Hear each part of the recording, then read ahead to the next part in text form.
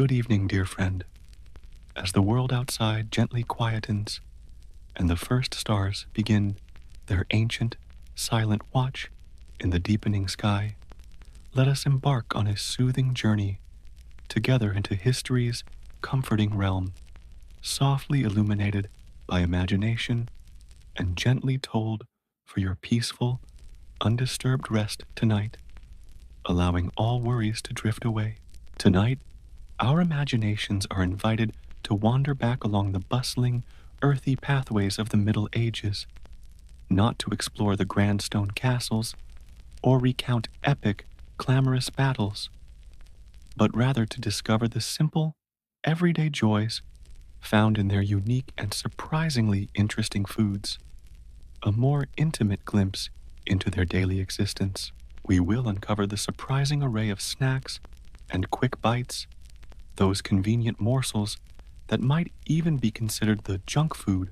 of that distant, fascinating era, each one a small, flavorful story of daily life long past, reflecting the resourcefulness and simple human pleasures of people from centuries ago. Our first stop on this gentle culinary tour brings us to the cheerful, inviting sizzle of apple fritters, small, golden brown delights that bear a remarkable similarity to the donuts we know and love today, bubbling away merrily in pans of hot fat at bustling medieval market stalls, a welcome treat for all to enjoy. These weren't merely plain apples hastily fried. They were often carefully prepared slices of fresh fruit, dipped into a simple yet effective batter composed of flour, eggs, and perhaps a splash of ale or milk, which, when fried, created a wonderfully fluffy, warm, and comforting treat, offering a delightful burst of natural sweetness. The enticing, warm aroma of cinnamon, often a prized spice, mingled with the scent of cooked sweet fruit, would fill the air, wafting through the market and drawing in townsfolk and weary travelers alike for an affordable and readily available pleasure, fleeting moment of sugary respite from the toils and hardships of daily medieval life. Next, let us pause to consider the humble yet significant cheese curd, those small, tender, and delightfully fresh pieces of new cheese representing a straightforward, wholesome, and nourishing snack that was easily made and readily available, especially within the self-sufficient rural farming communities of the time. A true taste of the land. These curds were not the aged, complex, and often expensive cheeses that grace the grand tables of the nobility, but rather the fresh, milky, and subtly tangy byproducts of the cheese-making process itself, offering a quick and convenient source of essential protein and fat for a busy farmer, a diligent artisan, or a growing child, eaten simply by hand, perhaps accompanied by a substantial piece of coarse, dark, and wholesome bread. Cheese curds were the very epitome of simple, unadorned peasant fare, a direct and unpretentious taste of the dairy's recent bounty, uncomplicated yet deeply satisfying in their fresh, mild flavor and yielding texture. Now, allow your mind to picture the eminently practical and wonderfully savory meat pasty, a highly popular handheld pie, its sturdy, often crimped pastry crust cleverly concealing a warm, moist, and flavorful filling typically composed of minced or diced meat, root vegetables like carrots or turnips,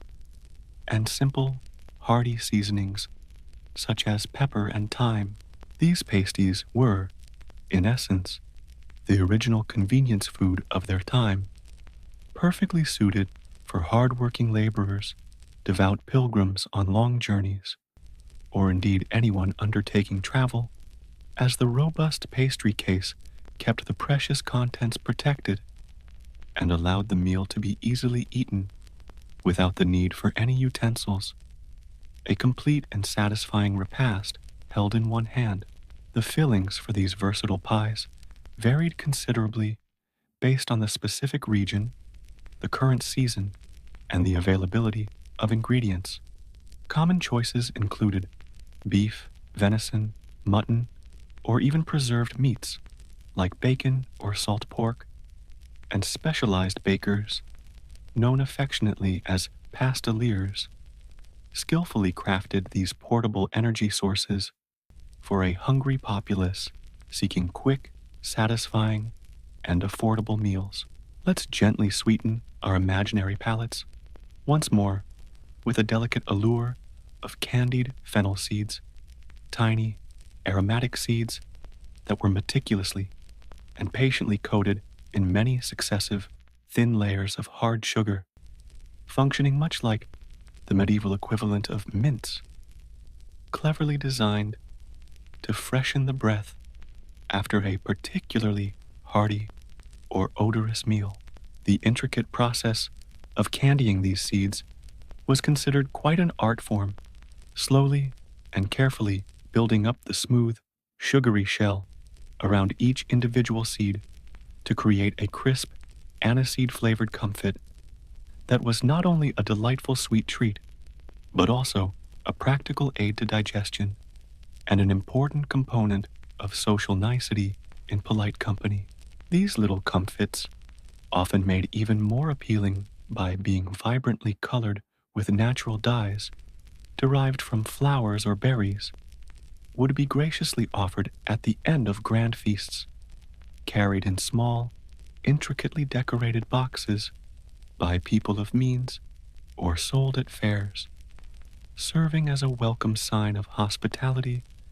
and refined manners. From these tiny, fragrant seeds, we move to a more substantial form of sweetness with the rustic charm of honey cakes, which were typically dense, wonderfully fragrant cakes sweetened generously and exclusively with nature's own honey, as refined sugar, an import from distant lands, was an expensive and rare luxury not readily available to most ordinary people. These wholesome cakes, often made with hearty flours, such as rye or barley, which imparted a distinctive, slightly nutty flavor and a denser texture, would be packed with the natural, floral sweetness of the hive, and sometimes further enhanced with warming spices like ground ginger, cinnamon, or cloves for an extra layer of comforting warmth and aromatic complexity. They were an exceedingly popular treat at local fairs, seasonal festivals, and market days, providing a welcome burst of sustained energy and a truly delightful taste experience. Their characteristic sticky sweetness and rich flavor making them a genuine indulgence for those with a craving for something truly special and memorable. Now, let us explore something with a bit more of a delightful and perhaps surprising a crunch. Fried fish skin cracklings,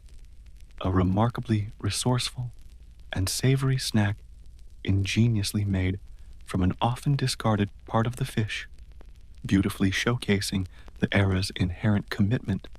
to minimizing waste and utilizing every available edible resource. The skins, particularly from larger, oilier fish such as cod, salmon, or even eel, would be very carefully cleaned, perhaps lightly salted for enhanced flavor and preservation, and then meticulously fried in hot fat or oil until they became wonderfully crispy, delightfully puffy, and a beautiful golden brown color, much like modern pork rinds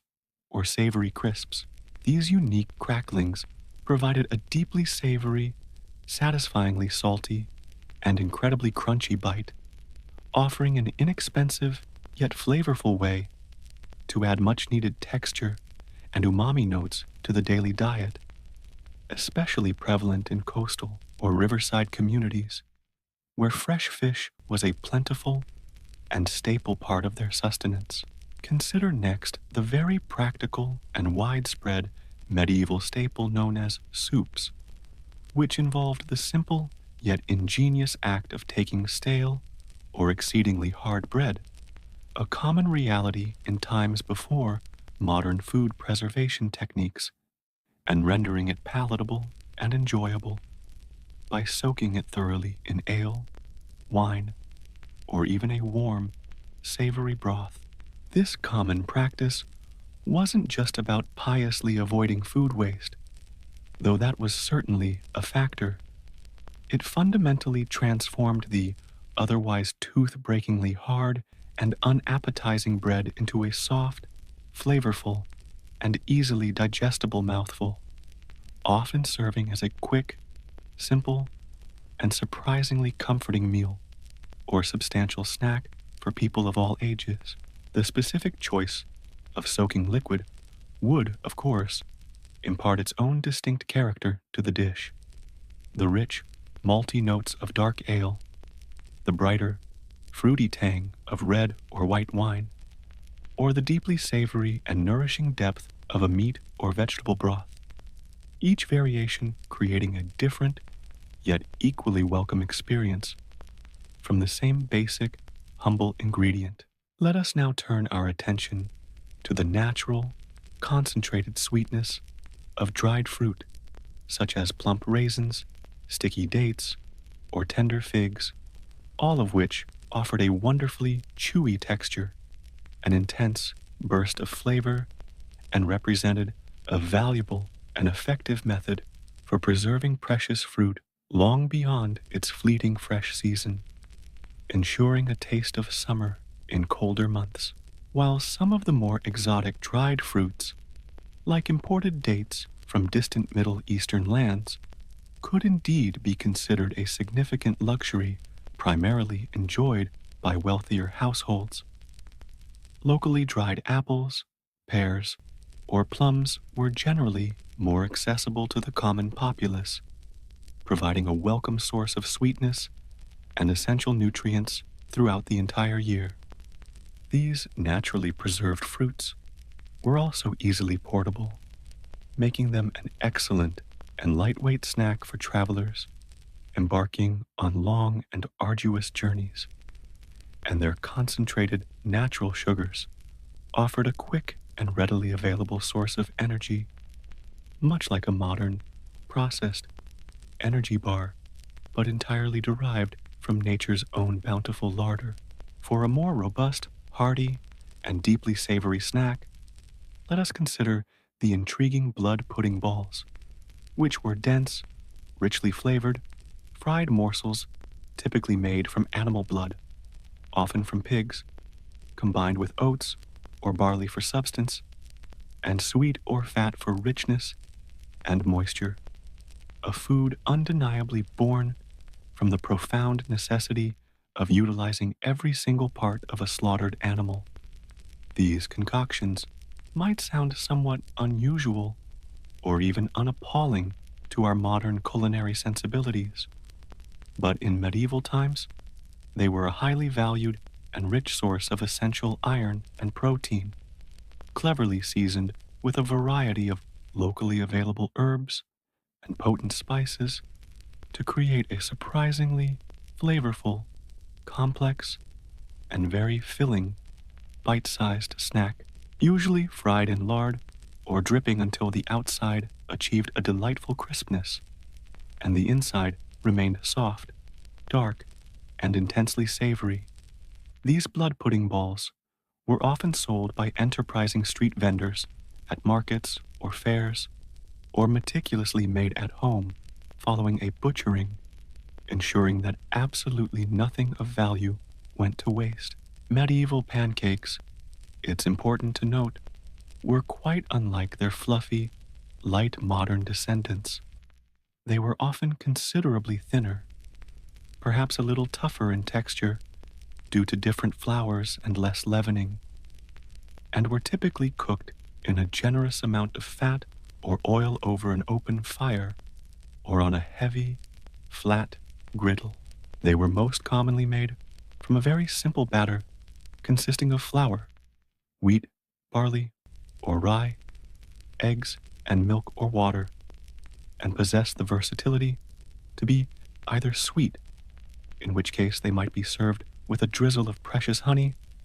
or a compote of seasonal fruit, or savory, perhaps incorporating finely chopped herbs, onions, or even small bits of cheese directly into the batter. These rustic pancakes were remarkably quick to make and cook, offering a highly adaptable option for a speedy meal or a satisfying and filling snack, and they were especially popular around the period of Shrovetide,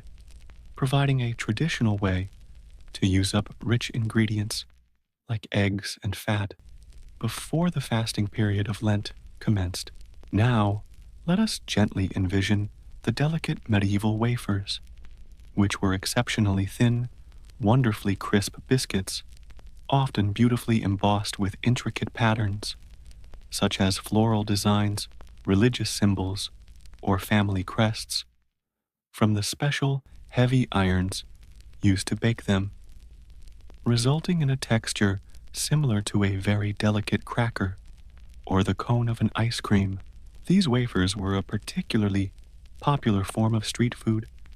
sometimes sold by specialized vendors known as waferers, stationed strategically outside prominent churches on important feast days or during significant religious pilgrimages, offering a light, subtly sweet, and easily portable nibble to the passing crowds of faithful people and weary travelers. The batter for these treats was characteristically simple, typically composed of just flour, water, or milk, and sometimes a little sugar, honey, or even wine for added flavor. But their primary appeal lay in their delightful, paper-thin crispness and the often beautiful and symbolic designs meticulously pressed into them by the heated irons. Consider, if you will, the intensely sweet and luxurious medieval confection known as sucket, which consisted of pieces of fruit, or sometimes even aromatic roots, like ginger or angelica, that were painstakingly and slowly boiled and then lovingly preserved in a rich, heavy sugar syrup until they became almost completely candied and translucent. This meticulous method not only preserved the chosen fruit for impressively long periods, allowing enjoyment out of season, but it also fundamentally transformed its original texture and taste into a decadent, jewel-like confection that was a true and highly prized indulgence in an era when refined sugar was an exceptionally precious and costly commodity. Segments of orange peel, strips of lemon peel, or even pieces of fresh green ginger would be meticulously prepared in this laborious way, creating wonderfully chewy, intensely sweet, and fragrant bites that were highly esteemed and often served in small, delicate portions at the very end of lavish meals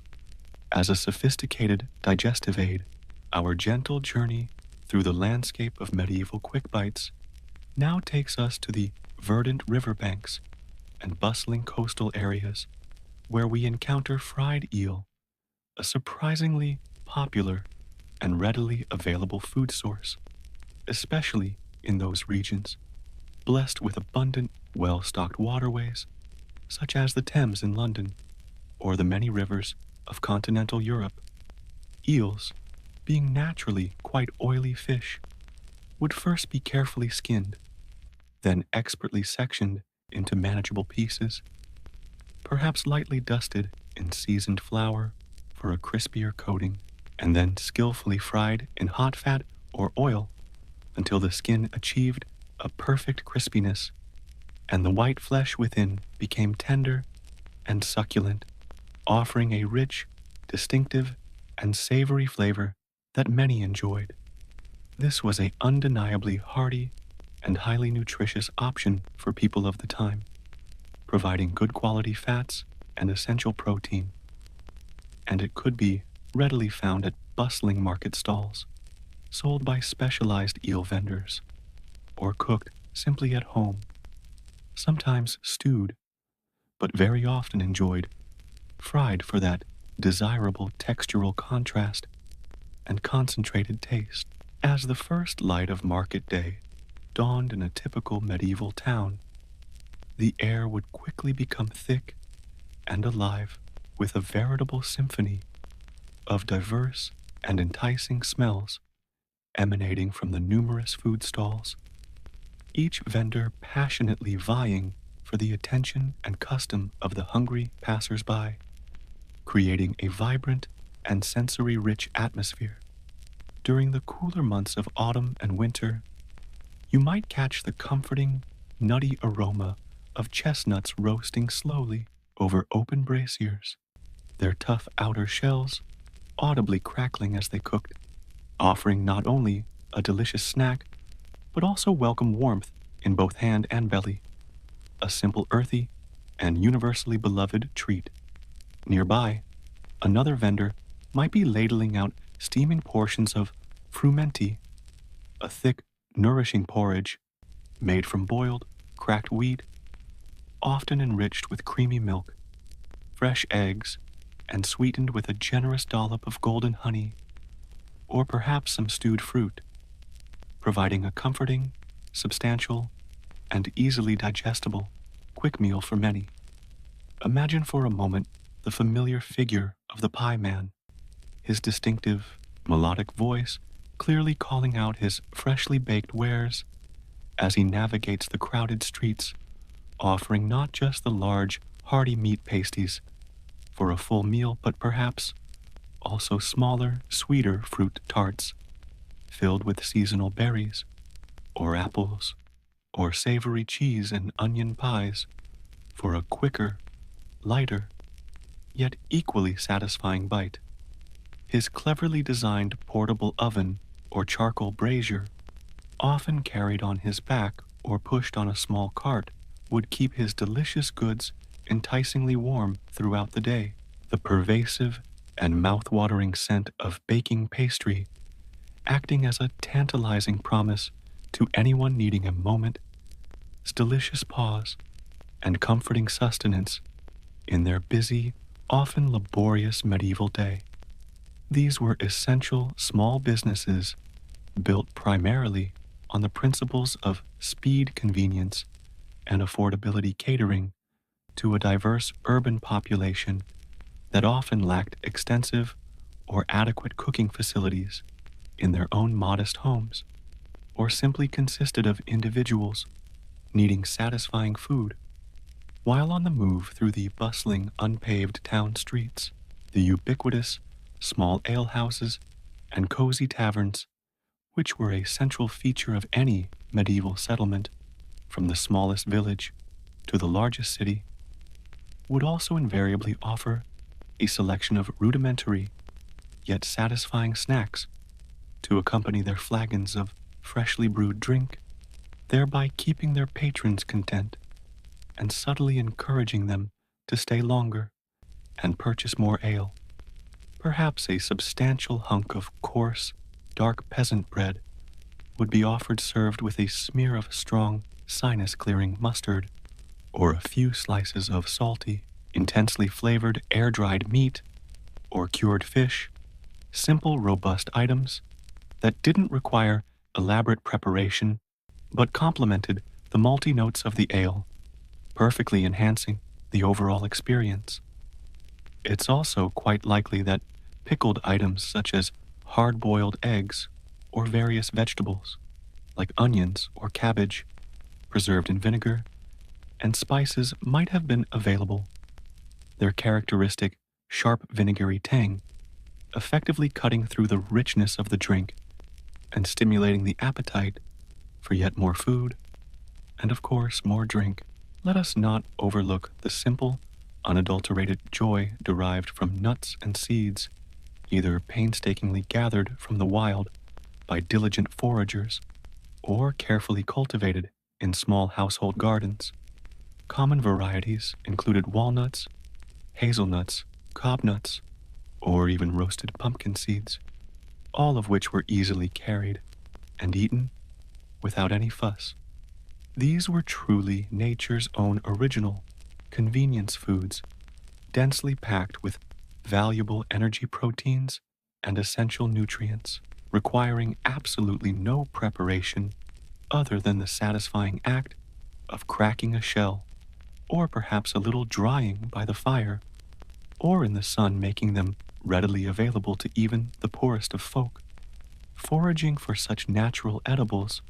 was a very common and often necessary activity, especially for rural populations, supplementing the daily diet with these small but nutritionally valuable additions, representing a direct and vital link to the natural bounty of the surrounding land, a free and wholesome gift from the earth. In the well-organized monasteries and the larger, more affluent, noble households, where beekeeping was often practiced on a more significant and systematic scale, the beeswax itself, particularly the sweet, honey-laden cappings sliced from the honeycomb during extraction, might have been chewed by some individuals, much like a sweet, naturally flavored, waxy gum. While not strictly considered a food in the conventional sense, this interesting practice would certainly have provided a lingering, subtle sweetness on the palate, and perhaps even some of the perceived beneficial or medicinal properties that were commonly attributed to honey and other precious bee products derived from the hive in medieval times. It speaks volumes to an intimate, practical knowledge of all available natural resources and a deeply ingrained desire within the culture to extract every possible benefit and pleasure, even from the byproducts of processes like honey harvesting, offering a sweet, sticky, and quiet personal pleasure for those who partook. Even the simple cooked grains, such as oats, barley, or wheat, which formed the very foundation of the medieval diet, could be ingeniously prepared and then left to cool completely, after which the solidified mass could be sliced into rough shapes and fried in animal fat or oil for a quick, surprisingly tasty, and calorie-dense snack, sometimes known as flapjacks, though these bear little resemblance to their modern namesakes. These medieval versions were far more akin to savory, fried oatcakes or firm, griddled grain patties, providing a rustic, somewhat coarse, yet hearty texture and a very filling way to cleverly utilize leftover porridge or other cooked grains efficiently and without any unnecessary waste, a hallmark of medieval thriftiness. They could be easily carried by travelers or laborers, eaten cold as they were, or sometimes reheated over a fire if time and facilities permitted, a testament to the remarkable resourcefulness of medieval cooks in creating portable, durable, and sustaining foodstuffs from the most basic, humble, and readily available ingredients. The local bakeries, which were vital establishments in every medieval town and village, beyond producing the essential large loaves of bread that sustained the populace for their daily meals, would also typically craft and sell a variety of smaller, often slightly sweetened buns or rolls, perhaps delicately flavored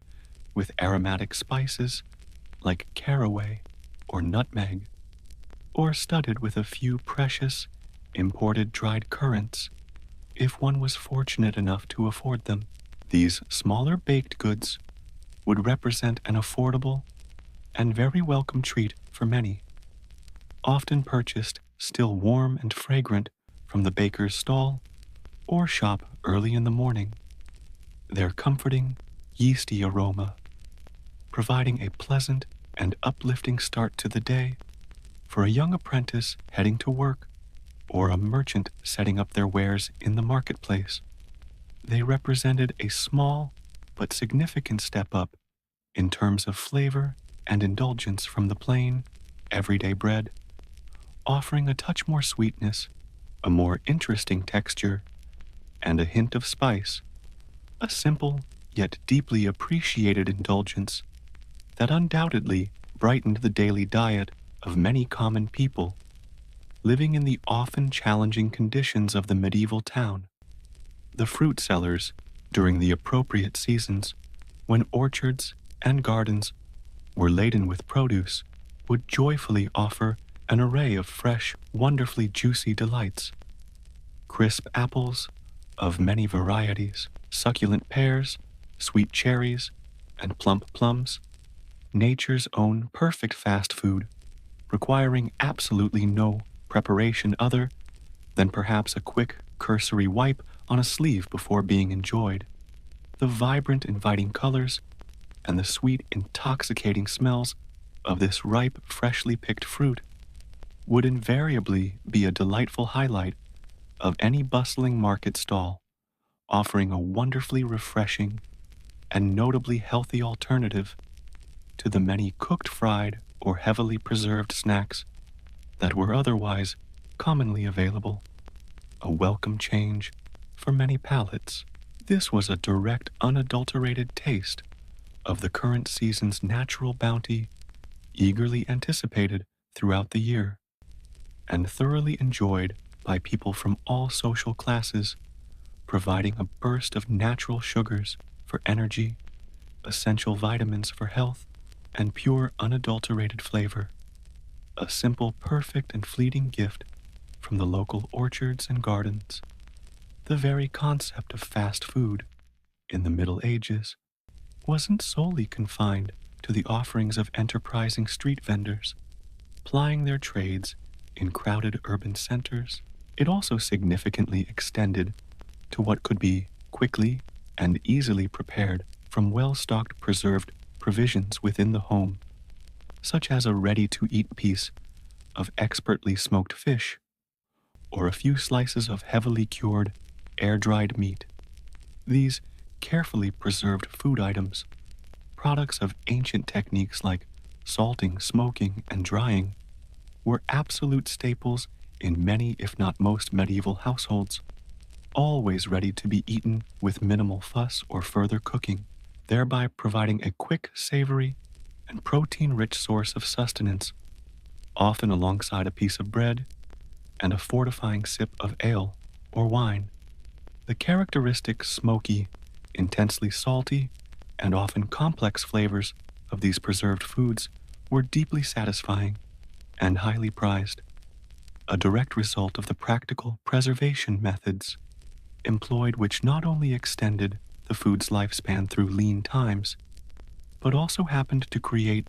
distinctive and widely enjoyable tastes that defined much of medieval cuisine. Even something as fundamentally simple as common roasted root vegetables like earthy parsnips, sweet carrots, or hardy turnips, pulled fresh from the kitchen garden, could be considered a quick, warm, and surprisingly satisfying snack, especially if they were conveniently cooked directly in the dying embers of a household fire requiring very little attention. Their inherent natural sweetness would concentrate and intensify beautifully with the slow, gentle roasting process, and they provided a warm, comforting, and highly nutritious bite, easily held in the hand and eaten without ceremony, a direct, wholesome, and earthy pleasure derived straight from the soil that sustained them. The slightly charred, caramelized exterior of these roasted roots, combined with their soft, sweet, and yielding interior, offered a delightful and simple contrast of textures and tastes, representing a basic yet deeply comforting form of food straight from the garden and warmed by the communal heart of the home hearth. As our detailed exploration of these varied and fascinating medieval morsels gently and peacefully comes to its close for tonight, try to picture the lingering, evocative scent of wood smoke from countless hearths, the comforting aroma of freshly baking bread, and the faint, intriguing hint of distant, exotic spices that would have collectively characterized the very air of a medieval town or village. These diverse, quick bites and so-called junk foods that we have journeyed through were so much more than just mere daily sustenance for the people of that time. They were integral, vibrant threads in the rich, complex, and colorful tapestry of everyday human existence, vividly reflecting the ingenuity, the available resources, and the simple, enduring pleasures of a distant and fascinating era. They tell a compelling and often poignant story of people making the absolute most of what was available to them, of finding small comforts and genuine enjoyment in seemingly insignificant things, from the simple sweetness of a freshly fried apple fritter to the satisfying salty crunch of a handful of ingeniously prepared fish cracklings, each a testament to human resilience. And so, as the gentle inviting veil of sleep now beckons you forward, allow these soft, calming images of bustling medieval markets, simple, fire-lit kitchens, and the quiet sharing of humble treats to accompany you peacefully into your well-deserved and deeply restorative rest, letting go of all the day's concerns. May your dreams tonight be as comforting, as richly textured, and as filled with gentle wonder as the historical tapestry we have so briefly and softly touched upon together, allowing your mind to drift into a profound sense of tranquility, security, and calm, far from the cares of the waking world. Sleep now, dear friend, and let the distant, soothing echoes of the past cradle you in their gentle, timeless embrace, holding you softly and securely until the first light of morning brings with it the promise of a brand new day, feeling refreshed, renewed, and entirely at peace with the world around you. Tonight, we're setting forth into the mists of time to explore the fascinating and often profound history of ancient dream interpretation, a practice revealing how our ancestors perceived their inner worlds and the messages they believed came from beyond the veil of wakefulness. We shall uncover how diverse cultures, from the fertile crescent of Mesopotamia to the sun-drenched lands of Egypt and Greece, and within the sacred Hebrew traditions, sought meaning in the nightly visions that visited their sleep. So let your breathing slow, your body settle, and your mind open to the mysteries of dreams. Our journey commences in ancient Mesopotamia, where the Sumerians, Akkadians, and Babylonians meticulously recorded their understanding of dreams on enduring clay tablets, considering them not as random thoughts, but as direct, divine communications. These early civilizations viewed dreams as veritable, divine telegrams, or even supernatural emails, carrying crucial messages from the gods that could shape destinies and guide the affairs of both individuals and entire states. Specialized priests, known as Baru, were the revered interpreters of these divine missives, dedicating their lives to understanding the complex language of dreams and the omens they might contain for the future. These Baru priests consulted vast compendiums of dream omens, such as the famed Ishkar Sakik, a comprehensive catalog that listed countless dream scenarios alongside their supposed real-world consequences. The interpretive system relied heavily on symbolic correspondence, where seeing a specific object or experiencing a particular event in a dream was linked by a kind of divine logic to a predictable outcome in waking life. For example, dreaming of a date palm, a symbol of prosperity, might indicate good fortune, while dreaming of a broken tool could suggest impending failure or loss, requiring careful consideration. The Mesopotamians also recognized the unsettling power of nightmares, believing them to originate from restless spirits, demonic forces, or the shadowy underworld, bringing with them a sense of dread and potential harm to counteract the negative influence of these polluted dreams. They performed apotropaic rituals, which included cleansing spells, specific offerings, and incantations designed to neutralize any malevolent effects and restore peace to the dreamer.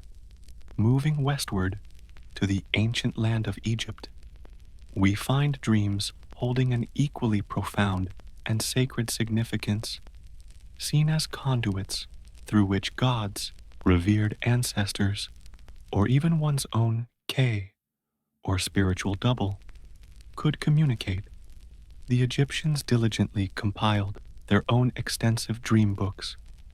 most famously the Ramesside Dream Book, inscribed on papyrus, which cataloged various dream visions and meticulously classified them as either auspicious or ill-omened. These classifications were not merely for understanding. They often came with prescribed rituals or offerings, either to avert the negative prophecies of bad dreams or to express gratitude for favorable ones. Dream interpretation in Egypt was deeply intertwined with their practices of magic and medicine, with certain dream symbols believed to offer diagnostic clues or guidance for healing remedies. The symbolism within Egyptian dream interpretation was rich and specific to their unique cosmology. For instance, dreaming of seeing one's face in a mirror was a bad omen, suggesting the possibility of taking another wife, which perhaps implied a division of the self or household. Conversely, dreaming of drinking beer was a good omen, signifying contentment and joy, reflecting the beverage's importance in daily life and celebrations, linking earthly pleasures with divine favor to ward off the terror of nightmares or the lingering effects of malevolent dream messages. Egyptians often relied on potent amulets or even specific dream erasing spells, hoping to cleanse the mind of disturbing visions. Our exploration now carries us to the shores of ancient Greece, where dreams were often perceived as divine whispers from the gods, or sometimes even as clinical appointments with deities, particularly those associated with healing. Greek thinkers made distinctions between different types of dreams, such as anhypnia, considered to be everyday dreams arising from the subconscious mind, and oniroi alithinoi, which were believed to be true, divinely inspired visions. Professional dream interpreters, known as onerocraty or sometimes temple priests, played a vital role in Greek society, deciphering the often enigmatic messages embedded within their clients' nocturnal narratives. The great physician Hippocrates acknowledged the diagnostic potential of dreams, believing that the body, through symbolic visions during sleep, could reveal its own internal state of health or illness to a discerning interpreter. He suggested that dreams reflecting the body's natural actions in a harmonious way indicated health, while dreams filled with disorder or unnatural occurrences might point to underlying physical imbalances requiring attention. One of the most influential figures in Greek dream interpretation was Artemidorus of Daldis, who authored the comprehensive Oneirocritica, a 5-volume treatise on dream analysis that has survived to this day. Artemidorus profoundly emphasized the importance of context in interpretation, arguing that a dream's meaning was not one size fits all, but depended heavily on the individual dreamer's specific life circumstances. He meticulously considered factors such as the dreamer's social status, gender, occupation, age, and even their current emotional state, believing these elements were crucial for an accurate understanding. Thus, the same dream symbol, perhaps a flying bird, could signify freedom for a slave, a journey for a merchant, or perhaps a fleeting thought for a philosopher, all depending on their individual context. A particularly significant practice in Greece was dream incubation, where individuals would purposefully sleep in sacred places, often temples dedicated to the healing god Asclepius, hoping to receive a divine dream. These seekers of dream visions would undergo purification rituals before entering the temple, then lie down in a designated area, awaiting a message from the god that might bring healing, guidance, or solutions to their problems. Nightmares in Greek thought were often linked to chthonic deities, the powerful gods and spirits of the earth and underworld, whose influence could manifest as terrifying or disturbing dream experiences. Addressing these often involved appealing to protective deities or performing rites to appease the chthonic entities believed to be responsible, hoping to restore peaceful sleep and ward off any negative portents. The insights from these carefully interpreted dreams could provide strategic advice for rulers, healing knowledge for the sick, or timely warnings of impending dangers for anyone who paid heed. Within the ancient Hebrew tradition, prophetic dreams were highly respected as a legitimate and significant channel of divine communication directly from God to individuals. These dreams were not merely for personal insight, but often carried messages of broader importance, offering guidance, delivering warnings, or foretelling significant future events for the community or nation. Figures like Joseph and Daniel are renowned in Hebrew scripture for their God-given ability to interpret dreams, their insights shaping the destinies of peoples and kingdoms through divine revelation. The dreams interpreted by these prophets often served to advise rulers, sometimes offering wisdom for governance, or at other times courageously challenging their decisions and calling for repentance or justice. This highlights the powerful role dream interpretation could play in the moral and spiritual landscape of the Hebrew people, linking divine will directly with human affairs and leadership. Across these varied cultures, while divine communication was a primary belief regarding dream origins, other possibilities were also acknowledged, painting a complex picture of the dream world's inhabitants.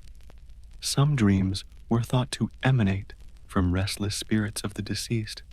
unable to find peace, or from potentially malevolent demonic forces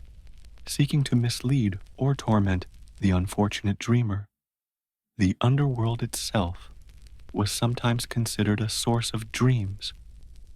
particularly those that were dark, disturbing, or filled with imagery of death and decay, reflecting a deep-seated human apprehension. The purposes attributed to dreams were as diverse as their supposed origins. They could warn of danger, bless with good fortune, instruct with new knowledge, or terrify with visions of misfortune. Dreams were often seen as vessels for strategic advice, particularly for leaders facing difficult decisions, or as sources of profound healing knowledge, guiding physicians and sufferers alike toward recovery. In Egypt, as we noted, dreams heavily influenced magical practices and medical treatments, with specific rituals sometimes prescribed based on the content of a particular dream, blending the spiritual and physical. The interpretation of dreams was undeniably a specialized craft, requiring extensive knowledge, intuition, and often years of dedicated training to master its intricate nuances and symbolic language. Whether it was the Baru priests of Mesopotamia deciphering cuneiform tablets of omens, or the temple priests in Egypt and Greece consulting their papyrus scrolls, these interpreters were central figures in their societies. They understood that dream language was frequently metaphorical, employing symbols, allegories, and sometimes even irony, requiring a deeper look beyond the surface narrative of the vision. Artemidorus, in particular, championed the idea that interpretation must be tailored, arguing against the rigid, static meanings found in some earlier dream books, promoting a more nuanced, individualized approach. He recognized that a dream of losing teeth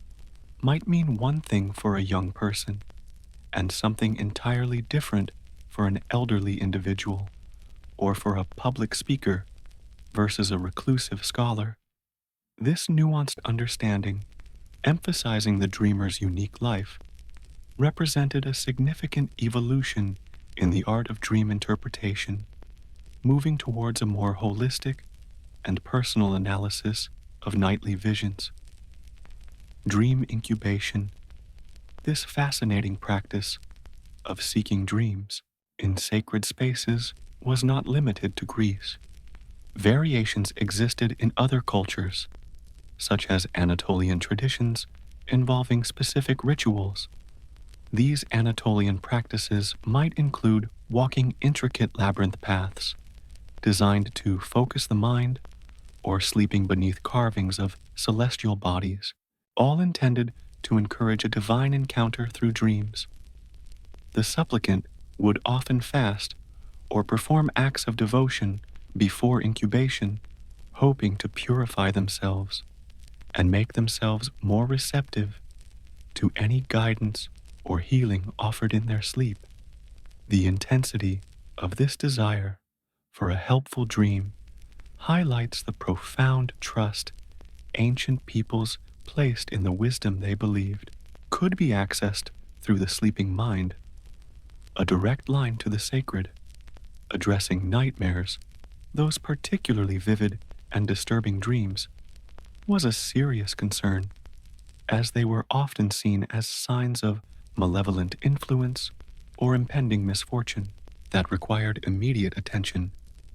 Mesopotamians, as we touched upon, performed their apotropaic rituals, meticulously working to cleanse the dreamer and their household from the perceived pollution of a bad dream, seeking to avert its potential harm. Egyptians, with their array of amulets and magical spells, also possessed specific remedies for troubling dreams, sometimes seeking to erase the dream's impact or protect the sleeper from its recurrence. These practices underscore the very real anxiety that nightmares could induce, seen not just as bad dreams, but as potentially dangerous spiritual incursions into the individual's life. The efforts to counteract them reveal a proactive engagement with the dream world, a determination to manage its perceived risks and restore a sense of safety and well-being. Beyond personal guidance and spiritual concerns, Dreams also held considerable political utility in the ancient world, wielded by rulers and priests to achieve various strategic aims and solidify their positions. Leaders often claimed to have received divine endorsement for their decisions or military campaigns through prophetic dreams, thereby strengthening their legitimacy and swaying public opinion in their favor.